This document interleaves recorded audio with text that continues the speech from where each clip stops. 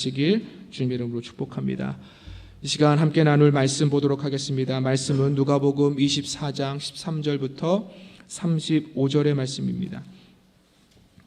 신약성경 139쪽쯤 되겠습니다. 누가복음 24장 13절부터 35절의 말씀입니다. 좀 긴 말씀이지만 같이 교독하여 읽고 35절 말씀 함께 합독하도록 하겠습니다. 제가 먼저 누가복음 24장 13절 말씀 먼저 읽겠습니다. 그날에 그들 중 둘이 예루살렘에서 25리 되는 엠마오라 하는 마을로 가면서 그들이 서로 이야기하며 문의할 때에 예수께서 가까이 이르러 그들과 동행하시나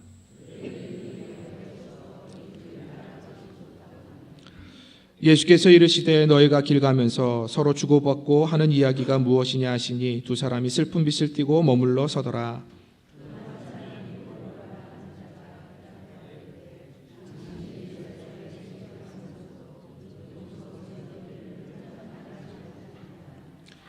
이르시되 무슨 일이냐 이르되 나사렛 예수의 일이니 그는 하나님과 모든 백성 앞에서 말과 일에 능하신 선지자이거늘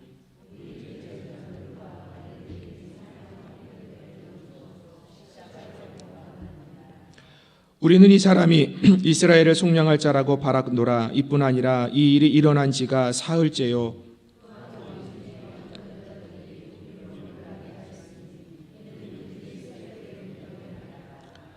그의 시체는 보지 못하고 와서 그가 살아나셨다 하는 천사들의 나타남을 보았다 함이라.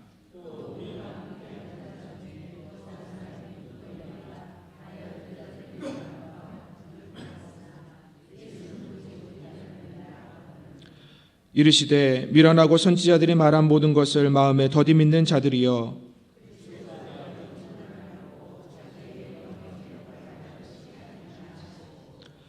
이에 모세와 모든 선지자의 글로 시작하여 모든 성경에 쓴 바 자기에 관한 것을 자세히 설명하시니라.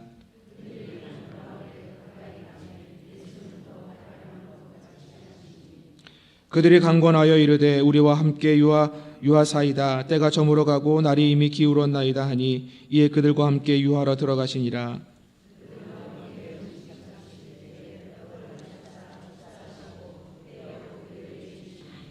그들의 눈이 밝아져 그인 줄 알아보더니 예수는 그들에게 보이지 아니하시는지라.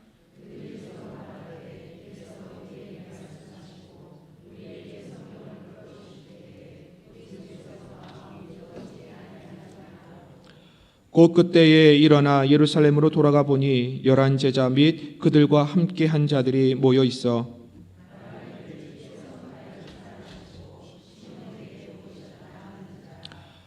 함께합니다. 두 사람도 길에서 된 일과 예수께서 떡을 떼심으로 자기들에게 알려주신 것을 말하더라. 아멘. 이 시간 우리 할렐루야 찬양대에 찬양 읽겠습니다.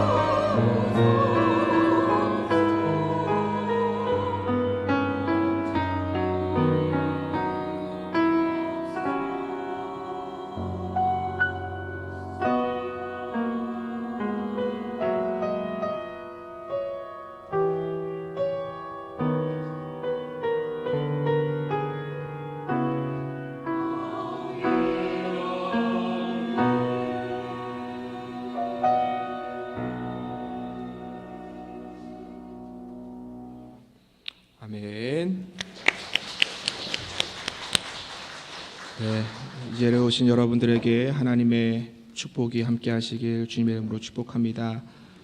네, 저희가 부활절 절기를 보내고 있습니다. 부활절 절기는 부활절부터 시작하여서 성령 강림주일 전 주일까지가 부활절 절기입니다. 올해는 5월 28일이 성령 강림 주일이니 아마 5월 21일까지 부활절 절기가 진행이 됩니다. 예수님께서는 부활하셔서 여전히 우리 인생의 길과 진리와 생명이 되십니다. 저와 여러분 삶 속에 언제나 이 부활의 기쁨과 소망이 가득한 믿음의 삶이 되길 주님의 이름으로 축복합니다. 중세시대의 가톨릭 교회에서 이런 일화가 전해지고 있습니다. 황금마차에 은금을 잔뜩 싣고 교황청으로 들어오는 마차 행렬을 보고 있는 교황이 흐뭇해하고 있었습니다. 그때 그 교황 옆에 있던 한 추기경이 이렇게 말을 하는 것입니다. 교황님, 베드로에게는 은과 금은 없었으나 예수 이름의 능력은 있었습니다. 그러나 우리에게는 금은 보하는 차고도 넘치지만 예수 이름의 능력은 없습니다. 여러분, 이 이야기가 혹시 우리의 이야기는 아닐런지요? 예수님께서 십자가에서 죽으시고 다시 살아나심으로 우리에게 생명을 주셨습니다. 그런데 우리는 이 생명을 물질로 가려버리고 있지는 않습니까? 성공이라는 명분으로, 나의 삶의 행복이라는 이유로 이 생명을 가려서 볼 수 없는 것 아닙니까? 아니면 너무나 힘겹고 어려운 삶의 투성이로 말미암아 우리의 초점이 그 삶의 문제들의 장애물에, 그 삶의 어려운 환경에 가로막혀서 예수님께서 우리에게 주신 그 생명, 그 예수 생명을 바라보지 못하고 살고 있지는 않습니까? 오늘 주시는 이 생명의 말씀을 통해서 우리의 모습을 한번 점검해보는 시간이 되었으면 좋겠습니다. 우리의 가려진 눈을 떠서 여전히 살아계시며 생명의 능력으로 우리와 함께 하시는 주님을 볼 수 있는 이 예배의 자리가 되길 주님의 이름으로 축복합니다. 오늘 말씀의 내용은 예수님의 12제자는 아니었지만 예수님의 제자 중 2명이 예루살렘을 떠나서 25리 약 12km 정도 떨어진 엠마오라는 촌을 향하여 가는 도중에 있었던 사건입니다. 두 제자가 그날에, 오늘 본문에 보면 그날에 엠마오라는 촌을 향해 가고 있습니다. 두 제자가 엠마오로 가고 있는 그날, 이 그날이는 어떤 날이겠습니까?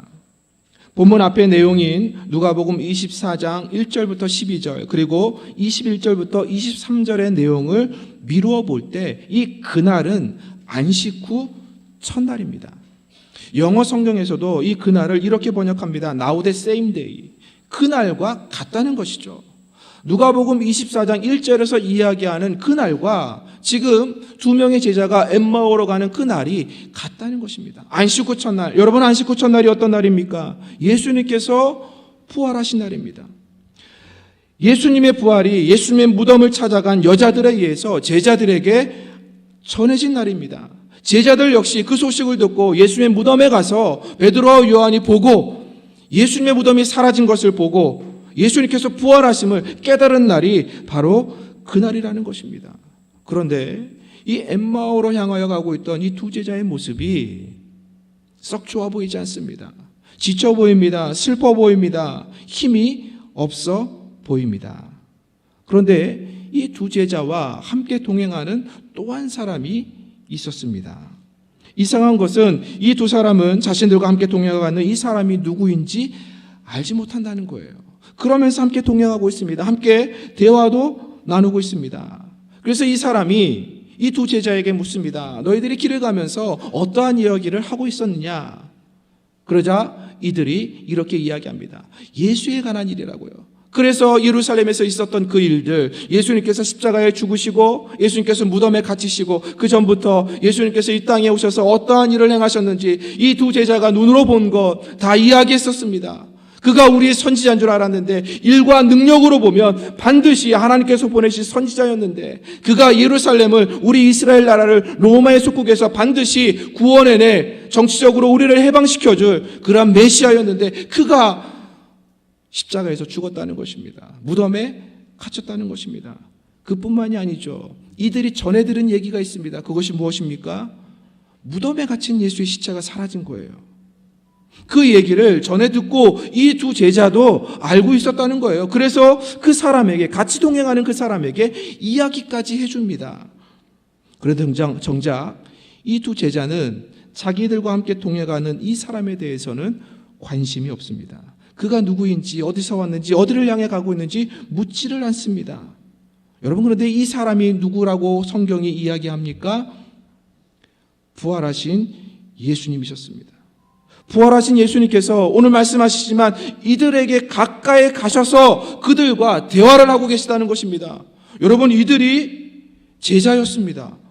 예수님의 제자였다면 12제자는 아니었을지라도 예수님의 말씀을 많이 들었을 것이고 예수님과 더 많은 시간을 보냈을 것이고 일반 사람들과는 다른 예수님께서 행하신 놀라운 이적들을 그들이 직접 경험했다는 것입니다. 그런데 그럼에도 불구하고, 가까이에서 주님이 왔음에도 불구하고, 주님이 그들에게 말을 거셨음에도 불구하고 이 두 제자가 예수님을 알아보지 못합니다. 왜요?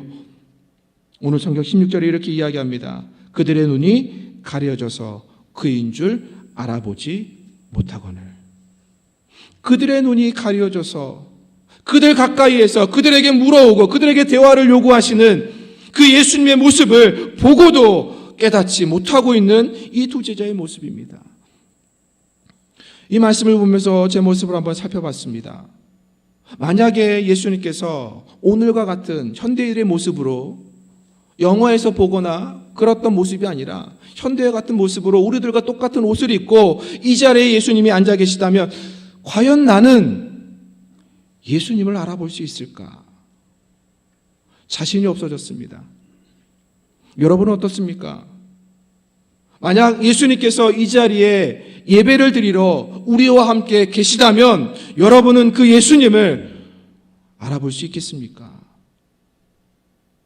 우리도 이 두 제자처럼 눈이 가리워져서 여전히 나와 함께 하시고 나와 동행하시고 나에게 말을 걸어오시고 나와 가까이 계신 그 주님을 알아보지 못하고 여전히 살아가고 있는 우리의 모습은 아닙니까? 여러분, 이들이 가까이 예수님이 다가왔음에도 불구하고 이들에게 말을 걸고 있음에도 불구하고 이들이 예수를 알아보지 못한 이유는 한 가지입니다. 이들의 눈이 가려져 있기 때문입니다. 여러분, 우리의 눈은 가려져 있지 않습니까? 우리의 눈이 가려져 있어 예수님이 나와 가까이 하고 계신데 우리 역시 예수님을 알아보지 못하고 이 땅을 살아가고 있는 것 아닙니까? 가려진 것도 모른 채 그냥 예배하고 기도하고 교회만 다니는 그런 모습으로 살고 있지는 않습니까? 여러분, 우리의 눈을 가려버리는 것이 무엇일까요? 이 두 제자의 눈을 가려버렸던 것은 무엇일까요? 오늘 말씀을 통해서 이렇게 정리를 해보겠습니다. 먼저 이들의 눈이 가려졌던 이유는 이들이 과거에 머물러 있었기 때문입니다. 여러분, 14절과 18절 말씀 속에 이 두 제자가 무엇을 이야기합니까? 예루살렘에서 된 일입니다. 이미 지나간 일을 여전히 그들이 곱씹고 있다는 것입니다. 그들의 생각 속에 머물러 두고 있다는 것이죠. 18절 말씀에 뭐라고 이야기합니까? 예수에게 되어진 일입니다. 예수에게 되어진 일이 무엇입니까? 이들이 예수에게 되어진 일 무엇을 보고 있는 것입니까? 십자가에 죽으신 것입니다. 무덤에 갇힌 것입니다. 여러분, 그러니 이들이 그것만을 생각하고 있습니다. 과거에 머물러 있으니 여전히 예수님이 십자가에 죽은 사람입니다. 죽어서 무덤에 장사된 사람입니다. 여전히 무덤 속에 갇혀 있다는 것이죠. 그러니 이들의 생각도 이들의 지금의 현재가 아니라 이들이 예수 그리스도가 무덤에 갇힌 것처럼 이들의 생각도 이 무덤 속에 갇혀버리고 말았다는 것입니다. 여러분, 그런데 중요한 것은 이들에게 부활의 소식이 안 들려나는 거예요. 부활의 소식을 듣고 갔단 말입니다. 그런데도 이들이 여전히 과거 속에 머물러 있는 것입니다. 여러분, 마귀는 우리로 하여금 과거에 머물러 있도록 합니다.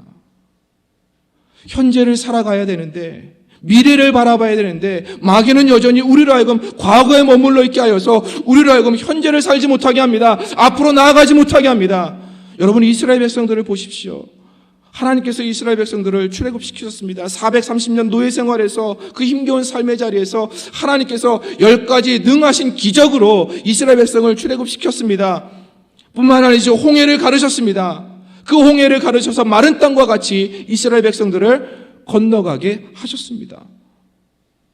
그들을 잡으려고 오던 그 애굽 기병과 군사들은 어떻게 되었습니까? 홍해에다 수장되는 것을 그들의 눈으로 직접 목격했습니다. 그리고 나서 15장에 그 하나님을 찬양했습니다. 자기들에게 자유를 주시고 해방을 주신 그 하나님을 찬양했다는 말입니다. 그런데 바로 다음 장인 16장, 출애굽기 16장에서 이스라엘 백성들이 이런 말을 하고 있습니다. 이스라엘 자손이 그들에게 이르되 우리가 애굽 땅에서 고기 감아 곁에 앉아 있었던 때와 떡을 배불리 먹던 때에 여호와의 손에 죽었더라면 좋았을 것을 너희가 이 광야로 우리를 인도해내어 이 온 회중이 줄여 죽게 하는도다. 여러분, 지금 이스라엘 백성들이 무엇을 생각하고 있습니까?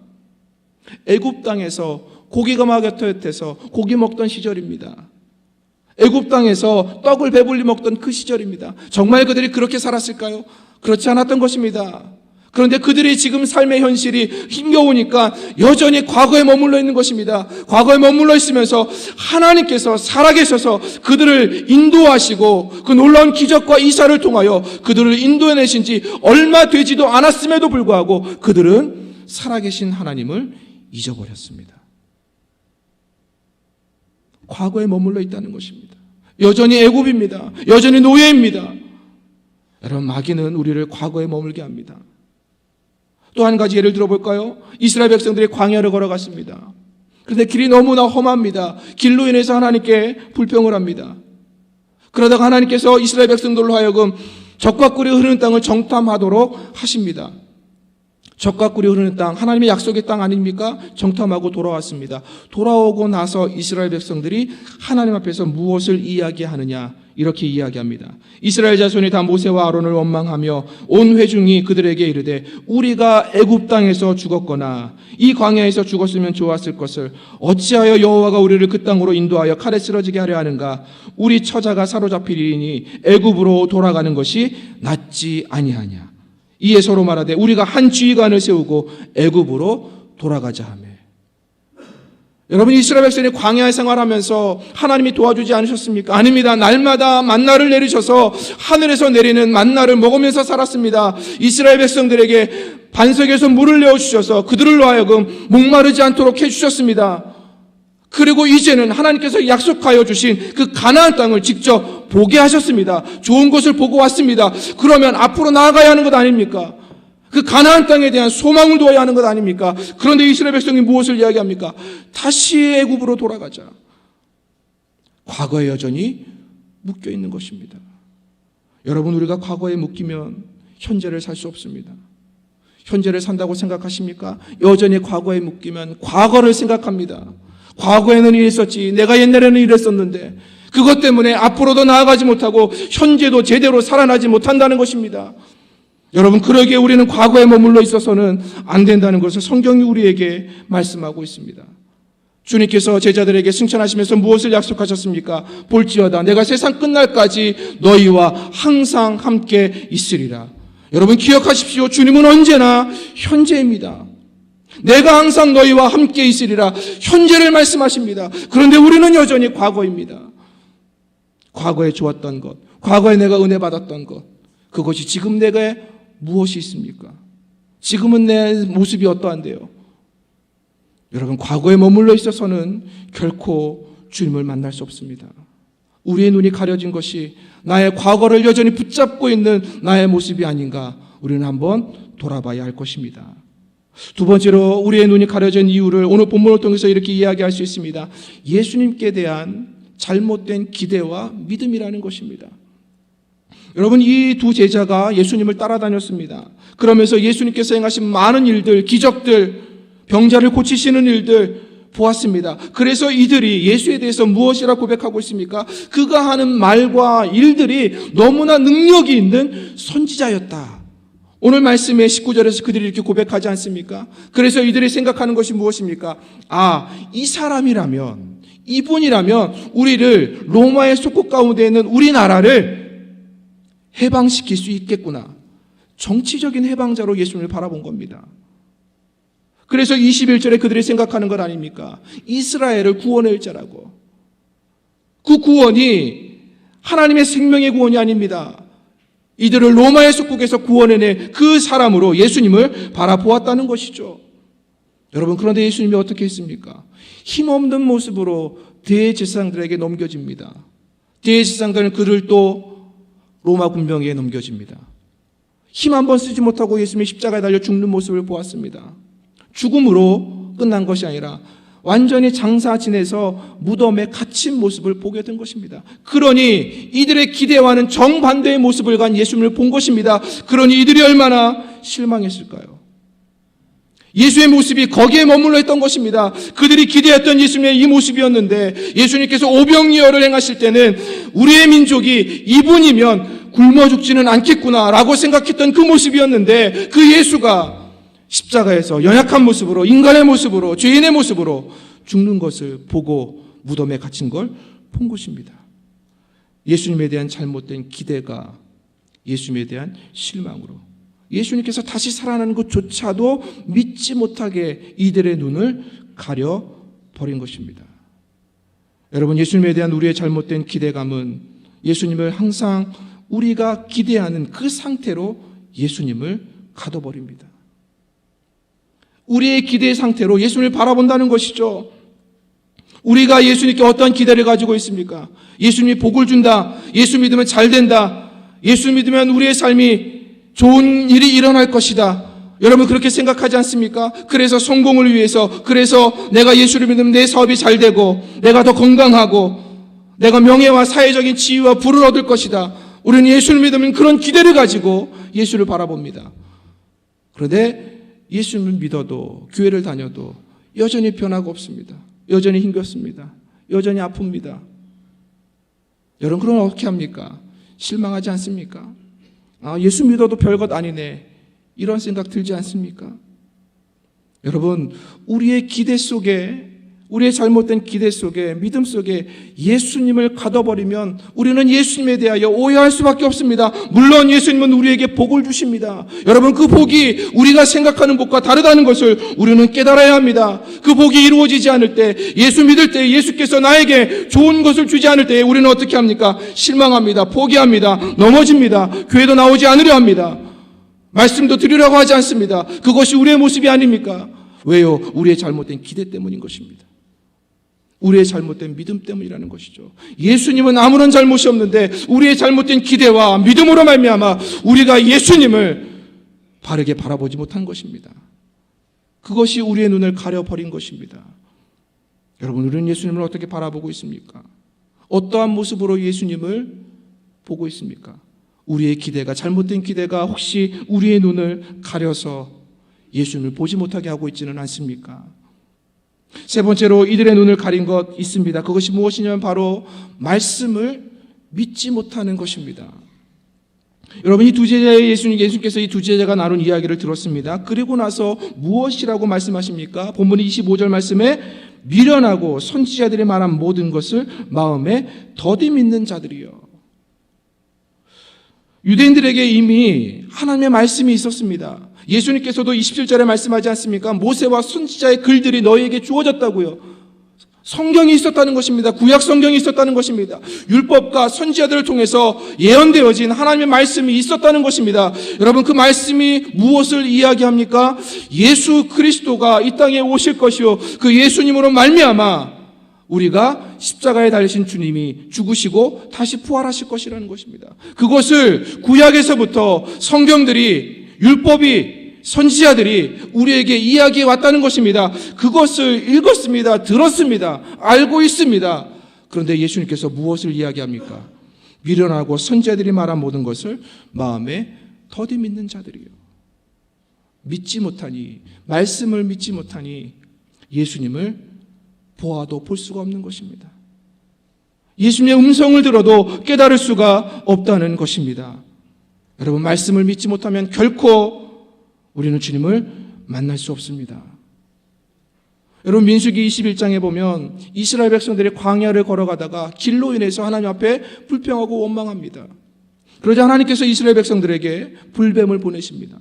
불뱀을 보내셔서 이스라엘 백성들은 물러 죽게 하십니다. 이스라엘 백성들이 고통스러워서 모세에게 가서 제발 이 불뱀들을 사라지게 해달라고, 우리를 살려달라고 하나님께 기도해달라고 애원합니다. 모세가 하나님께 기도합니다. 하나님께서 모세에게 무엇을 명령하십니까? 불뱀의 형상을 만들어서 장대 위에 달라고 말씀하십니다. 모세가 놋으로 불뱀 형상을 만들어서 장대 위에 달았습니다. 그리고 나서 이렇게 선포합니다. 누구든지 장대에 달린 뱀을 보는 사람은 살 것이요. 하나님으로부터 모세가 받은 말씀은 이것이었습니다. 누구든지 장대에 달린 뱀을 보는 사람은 살 것이요. 여러분, 그런데 이스라엘 백성들이 다 살았습니까? 아닙니다. 말씀을 믿고 순종한 사람은 살았습니다. 그런데 여전히 말씀을 믿지 않고 쳐다보지 않은 백성들은 죽었습니다. 여러분, 여전히 하나님의 말씀은 우리에게 하나님의 말씀으로 들려집니다. 그런데 그 말씀을 믿지 않으면 아무리 우리가 예수를 믿으려고 기도를 하고 예배를 하고 우리의 신앙생활을 살아간다 할지라도 우리는 주님을 만나는 경험을 할 수가 없다는 것입니다. 말씀을 믿어야 말씀 속에서 계시되어지시는 예수님을 바르게 볼 수 있는데, 말씀을 믿지 못하니 아무리 주님이 가까이 와서 이야기를 해도 보여주셔도 깨닫지 못하는 것입니다. 마치 오늘의 두 제자 아닙니까? 두 제자에게 주님이 가까이 오셨습니다. 말도 걸으셨습니다. 먹을 것도 주셨습니다. 그런데 깨닫지 못하고 있는 것입니다. 여러분, 우리는 말씀을 온전히 믿고 있습니까? 말씀을 믿어야 말씀 속에서 계시되는 주님을 볼 수 있고 만날 수 있습니다. 우리의 눈이 가려져 있는 것은 하나님의 말씀을 말씀으로 믿지 못하기 때문인 것입니다. 여러분에게 하나님의 말씀이 말씀으로 깨달아지는 은혜가 있기를 주님의 이름으로 축복합니다. 여러분, 그렇다면 눈이 가려져 있는 이 모습을 어떻게 벗겨낼 수 있을까요? 눈이 벗겨져야 되지 않겠습니까? 그래서 봐야 되는 것 아닙니까? 오늘 성경이 그 해답을 말씀해 주고 있습니다. 먼저 본문 30절에서 31절 말씀에 이렇게 말씀합니다. 그들과 함께 음식 잡수실 때에 떡을 가시사 축사하시고 떼어 그들에게 주시니 그들의 눈이 밝아져 그인 줄 알아보더니 예수는 그들에게 보이지 아니하시는지라.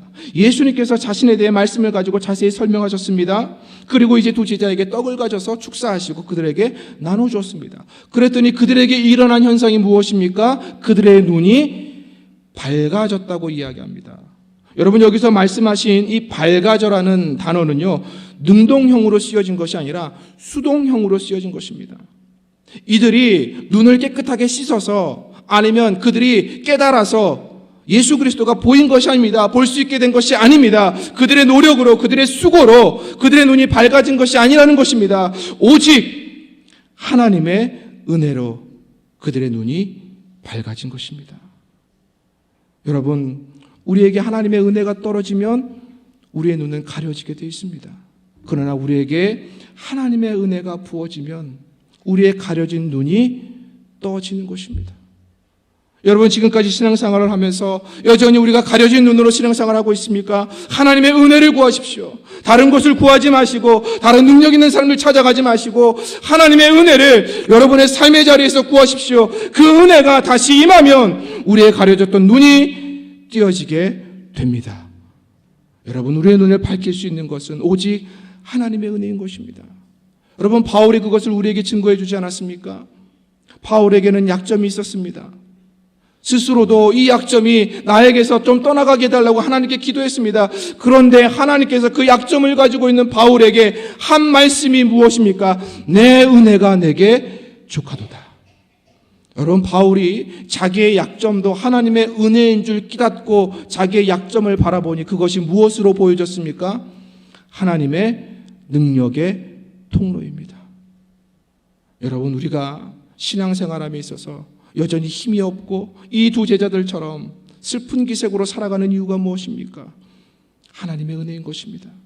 하나님의 은혜가 떨어진 것입니다. 하나님의 은혜가 내 안에서 메말라 버린 것입니다. 여러분, 다시 한 번 더 이 하나님의 은혜를 구하시길 주님의 이름으로 축복합니다. 은혜를 구하는 자에게 하나님은 은혜를 풍성하게 부어 주십니다.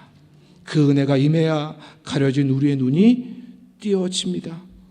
그 은혜를 사모하길 주님의 이름으로 축복합니다. 마지막 한 가지 더 나눈다면 우리의 눈을 뜰 수 있는 것, 32절 말씀에 이렇게 이야기합니다. 그들이 서로 말하되 길에서 우리에게 말씀하시고 우리에게 성경을 풀어주실 때에 우리 속에서 마음이 뜨겁지 아니하더냐 하고라고 말씀합니다. 여러분, 우리의 눈에 가려진 것을 벗겨낼 수 있는 것 또 하나는 바로 무엇이냐면 오직 하나님의 말씀입니다. 말씀이 우리 안에 있을 때 그 말씀으로 말미암아 우리의 가려진 눈이 띄어질 수 있음을 오늘 성경이 우리에게 이야기하고 있습니다. 여러분, 이들이 예수님으로부터 하나님의 말씀을 들었습니다. 성경에 해석해 주는 하나님의 말씀을 들었습니다. 그러자 이 마음속에 일어나는 것이 무엇입니까? 뜨거워졌다 이야기합니다. 여러분, 여기 말씀하신 이 뜨거워지지 않은 말씀 무엇이냐면 불을 붙이다는 것입니다. 여러분, 우리 마음에 불이 붙는 것은 무엇이냐? 오직 하나님의 말씀인 것입니다. 말씀이 우리 안에 있어서 살아나야, 말씀이 우리 안에서 역사하야 우리 안에서 뜨거움이 일어나는 것입니다. 불이 일어나는 것입니다.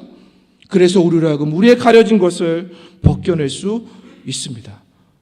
여러분, 그래서 예레미야 선지자는 이렇게 선언합니다. 여호와의 말씀이니라 내 말이 불같이 아니하냐, 바위를 쳐서 부서뜨리는 방망이 같지 아니하냐. 하나님의 말씀이 불이라는 것입니다. 하나님의 말씀이 방망이라는 것입니다. 하나님의 말씀이 불로 우리에게 임할 때에 우리의 가려진 모든 것을 태워버립니다.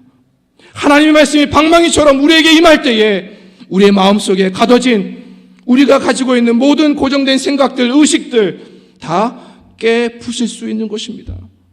여러분, 그리고 오직 하나님의 말씀입니다. 말씀을 붙잡기를 주님의 이름으로 축복합니다.